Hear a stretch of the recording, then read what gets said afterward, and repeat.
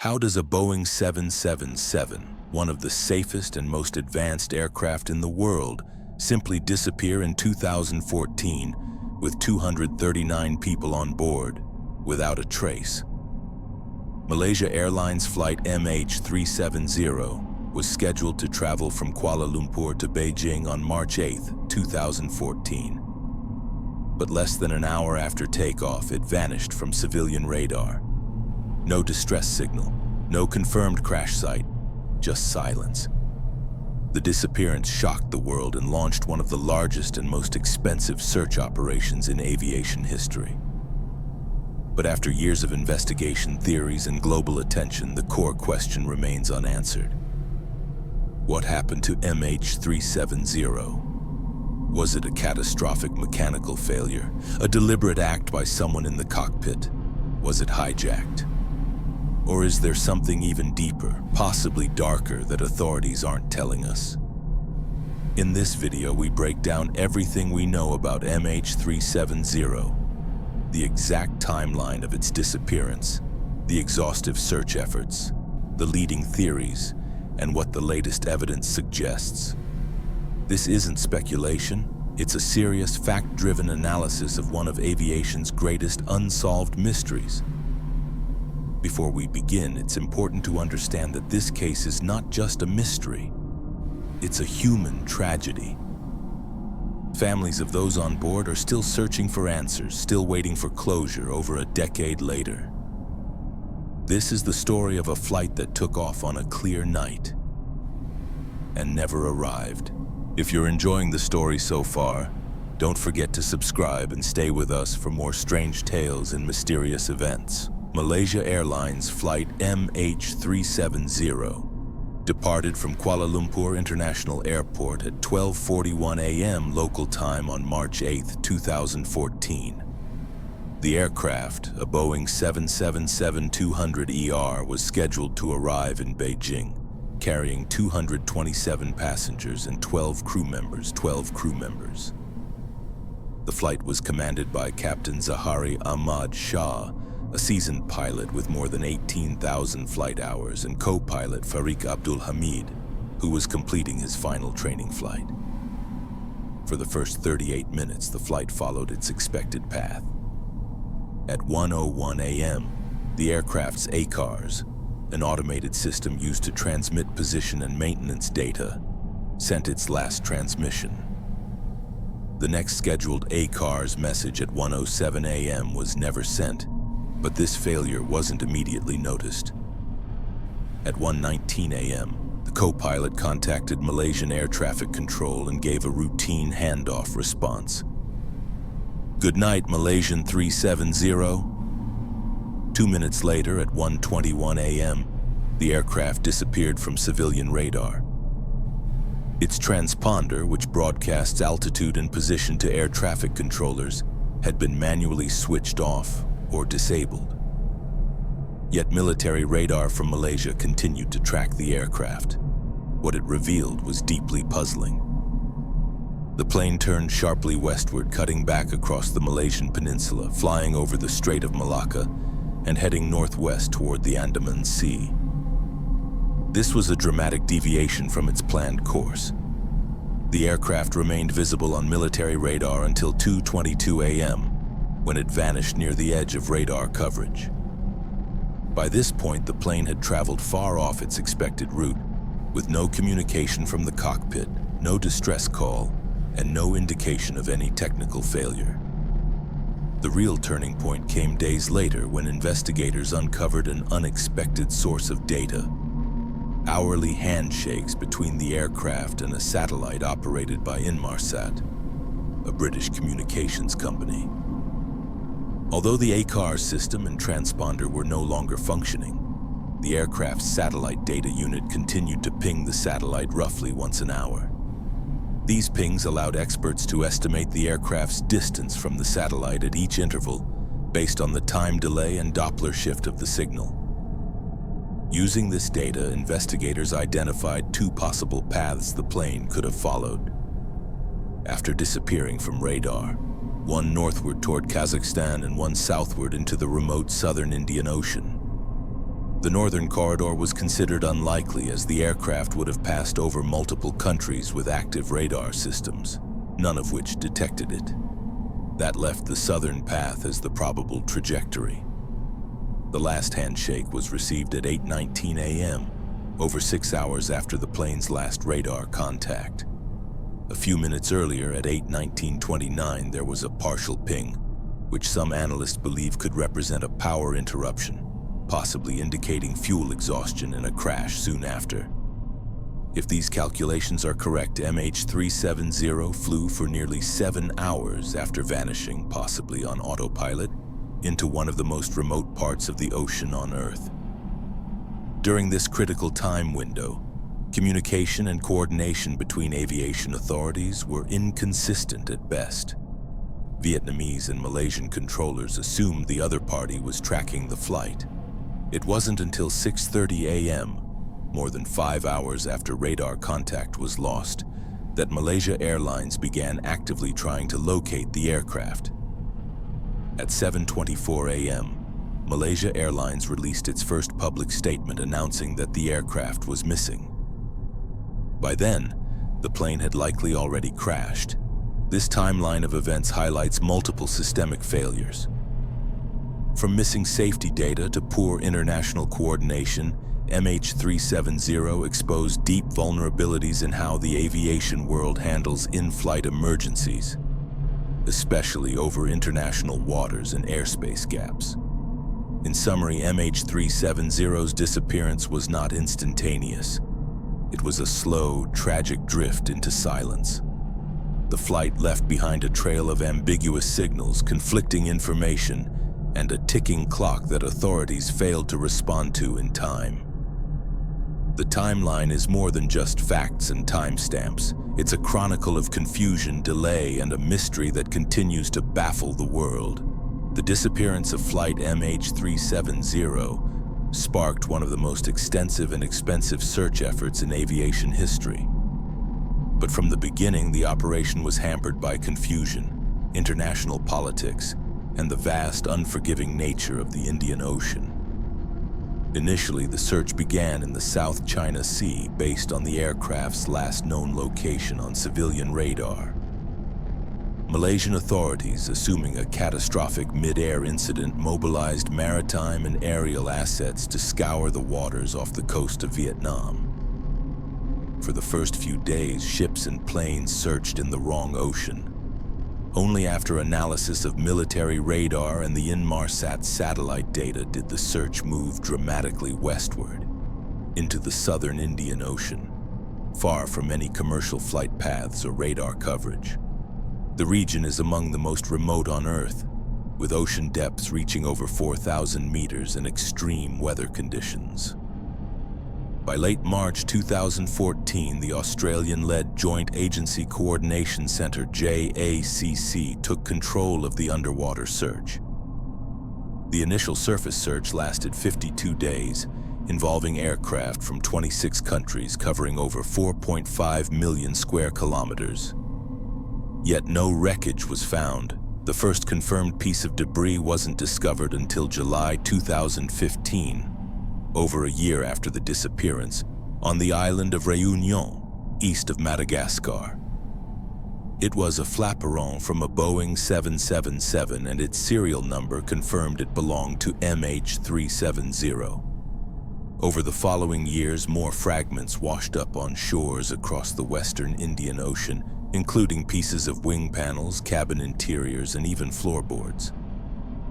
These discoveries helped confirm the plane had indeed crashed into the Indian Ocean, but they didn't pinpoint the location of the main wreckage. From 2014 to 2017, search teams conducted a deep-sea sonar scan of a 120,000 square kilometer zone believed to be the plane's most likely resting place. Using towed sonar vehicles and autonomous underwater drones, vessels scanned the seafloor for anomalies. The ocean terrain was mountainous and largely unmapped, making the task even more difficult. Despite these efforts, the primary wreckage and flight data recorders were never located during the first search phase. The operation was suspended in January 2017 after nearly 3 years, and a cost exceeding $160 million, funded primarily by Australia, Malaysia, and China. In 2018, the US-based company Ocean Infinity launched a second search using advanced autonomous underwater vehicles capable of scanning much faster and deeper than previous technologies.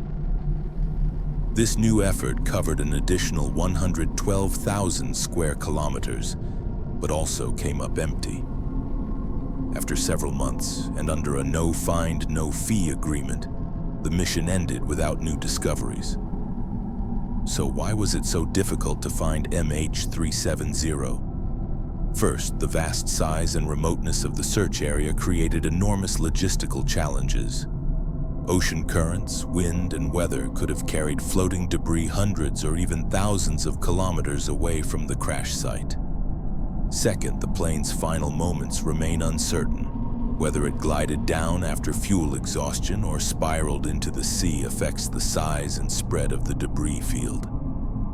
Third, despite the satellite data, there is still ambiguity about the exact flight path. The Inmarsat pings only indicate arcs of possible locations, not precise coordinates. Errors in early modeling may have directed the search too far south or too far west. Lastly, the political dynamics between countries, particularly Malaysia, China, and Australia, complicated cooperation, transparency, and decision-making. Accusations of delayed responses, withheld information, and conflicting narratives plagued the investigation from the start. Yet despite the setbacks, the search did yield some indirect benefits. It led to better international cooperation in ocean mapping and revealed how ill-equipped the aviation industry was to track aircraft over oceans in real time. Since MH370, new standards have been introduced, including ICAO's Global Aeronautical Distress and Safety System, aimed at improving aircraft tracking and emergency response. But for many, these advances are bittersweet. The search failed to bring closure to families or to deliver the black boxes that could answer the crucial questions. As of today, the wreckage of MH370 remains undiscovered. Somewhere in the depths of the Indian Ocean lie the final clues to what happened. But they remain hidden, just out of reach. If you're enjoying the story so far, don't forget to subscribe and stay with us for more strange tales and mysterious events. With physical evidence limited and the black boxes still missing, much of the public and official discourse around MH370 has revolved around competing theories. Some are grounded in technical data, others in human psychology, and some in geopolitical speculation. While no theory has been definitively proven, each attempts to answer the same question. How does a modern airliner vanish without explanation? 1. The hypoxia theory. One of the earliest and most widely discussed theories suggests that the crew and passengers became incapacitated due to a loss of cabin pressure, a condition known as hypoxia. In this scenario, an undetected depressurization may have rendered everyone unconscious while the plane continued on autopilot until it ran out of fuel and crashed into the ocean. Supporters of this theory point to the lack of communication after 1:19 a.m., the unusual flight path, and the gradual descent indicated by the final satellite data. This theory also aligns with how long the aircraft continued flying without human intervention. However, critics argue that a depressurization event would typically trigger an automatic descent, and it's unclear why neither pilot would have initiated emergency procedures. Additionally, no mechanical fault suggesting depressurization has ever been confirmed. Second, pilot suicide, deliberate diversion. Perhaps the most controversial theory is that Captain Zahari Ahmad Shah deliberately took the aircraft off course and flew it to its doom in a calculated act of murder-suicide. This theory gained traction due to several factors. The flight path after 1:21 a.m. included controlled turns, The disabling of communication systems appeared deliberate, and a flight simulator in Zahari's home contained a route ending in the southern Indian Ocean. Proponents argue that only someone with deep technical knowledge of the aircraft could have executed such a maneuver. Investigators also noted that Zahari had shown signs of stress and political frustration in the weeks leading up to the flight, although these claims remain speculative. However, Malaysia's official investigation did not find conclusive evidence of suicidal intent or mental instability. Many in the aviation community consider this theory plausible but unproven, pointing to the lack of a suicide note, motive, or definitive proof. 3. Hijacking or interference by a third party. Another theory is that MH370 was hijacked, either by passengers, crew, or an external group. While no credible terrorist group ever claimed responsibility, and no individual on board triggered red flags in background checks, this theory remains part of official consideration due to precedent. One possibility involves hijackers disabling communications and taking control of the cockpit. Another suggests coercion of the pilots. However, the lack of any political demand or message makes this unlikely. Some theories stretch into espionage or military scenarios, suggesting the aircraft was shot down or landed somewhere under secrecy. These ideas often hinge on conspiracy logic but lack supporting evidence. 4. Mechanical or electrical failure. Some experts argue the most probable cause is a complex mechanical or electrical failure. This could include a fire in the avionics bay, electrical system shutdowns, or an issue that knocked out communications while impairing the pilot's ability to control the aircraft. The Boeing 777 has a strong safety record, but no aircraft is immune to technical problems. Advocates of this theory argue that a sudden, cascading systems failure could explain both the silence and the erratic flight path. However, in most emergencies, pilots are trained to attempt communication. The deliberate disabling of the transponder and ACARS remains inconsistent with this scenario unless it happened automatically, which is rare and largely undocumented in aviation history. 5. Military involvement or cover-up. A more speculative theory suggests that MH370 was either intercepted or accidentally shot down by a military force. Proponents often cite the aircraft's passage through sensitive airspace and the potential for it to have been mistaken for a threat. Another variation claims it was carrying sensitive cargo or individuals of interest to foreign governments. While there's no direct evidence to support this, gaps in data, delayed disclosures, and contradictory statements from authorities have fueled suspicion. Critics argue that such a cover-up would require unprecedented coordination across multiple countries, which is unlikely and unsupported by factual disclosures. 6. The North Corridor Theory. Early satellite data presented two potential flight paths, north or south. While the southern route was deemed more likely due to lack of radar data over Central Asia, some have questioned whether the aircraft could have evaded detection and landed in a remote area such as Kazakhstan. 7. Cyber hijacking or remote takeover. Some theorists have speculated about the possibility of cyber hijacking, wherein the aircraft's systems are compromised remotely via software. This idea is fueled by increasing automation in modern aircraft and concerns about vulnerabilities in satellite communication links. However, aviation experts largely agree this remains speculative fiction. No evidence exists that such a capability has ever been executed or tested in a real-world scenario involving a commercial aircraft. Conclusion of theories. Each theory attempts to fill the same void. How can a massive airliner filled with people simply vanish? What's unsettling is that many of the leading theories contradict one another, and yet all remain plausible due to the absence of hard evidence. Without the black boxes, we're left with partial data, inferred behavior, and an ocean of unanswered questions. More than a decade has passed since Malaysia Airlines Flight MH370 disappeared. And despite extensive investigations and global attention, the central mystery remains unsolved. Yet over the years there have been important developments, some hopeful, others frustrating, that shape where the case stands today. Official investigations concluded. The final safety investigation report, released by the Malaysian government in July 2018, concluded that the aircraft's deviation from its planned route was likely the result of manual inputs, but did not assign blame to the pilots or crew. The report acknowledged critical failures in air traffic coordination, communication gaps, and procedural errors. Ultimately, it stated that the cause of the disappearance could not be determined with certainty without locating the main wreckage. This report left many dissatisfied.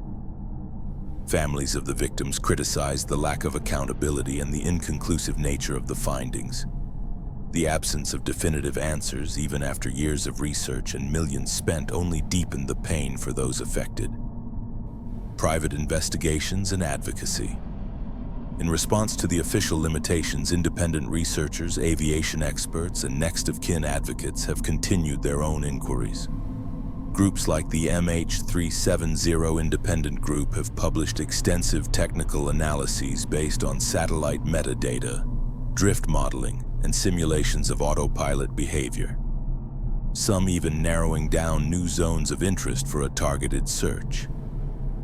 Families have also been instrumental in keeping public interest alive. Vigils, memorials, press campaigns, and global awareness events have pressured authorities to resume the search. For the families, this is not only about closure. It's about truth, responsibility, and dignity for the victims. Technological progress. One area of genuine progress lies in the tools themselves.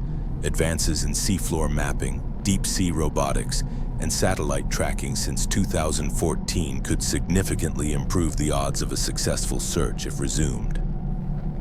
Companies like Ocean Infinity, which led a 2018 mission, have since upgraded their fleet with more efficient autonomous underwater vehicles that can operate continuously for longer periods and at greater depths. Meanwhile, scientists continue refining ocean current simulations and drift analysis. Combining these with updated interpretations of Inmarsat data could help zero in on more precise search zones. Ongoing search possibilities. As of 2024, serious discussions are underway regarding a third search mission. Ocean Infinity has proposed a renewed effort, again under a no-find, no-fee agreement, meaning they would only be paid if the wreckage is located. The Malaysian government has expressed conditional support, saying they would approve a new search if compelling new evidence or data justifies it. For now, the world waits. The potential for a new mission remains active, but not guaranteed. Public memory and aviation legacy, MH370, has become much more than a missing flight. It's a global symbol of technological limits and institutional failure. It exposed serious weaknesses in aircraft tracking, international coordination, and crisis response over open ocean. In the aftermath, ICAO and aviation authorities mandated new protocols, including regular 15-minute position reporting and emergency location tracking. These reforms mark progress, but they arrived only after tragedy. The haunting part is knowing how preventable the communication breakdowns were. For many, the flight's legacy is a reminder that aviation safety cannot afford ambiguity. The search for truth continues. Despite all that has been lost, time, resources, and most importantly, lives, there remains a global commitment to uncover the truth. Investigators and family advocates widely believe the aircraft lies within a yet unsearched corridor of the southern Indian Ocean. It is not a question of if it can be found, but whether the will, funding, and precision will align. Until that day comes, MH370 remains unsolved. Officially, technically, and profoundly, humanly, Flight MH370 is more than an aviation mystery.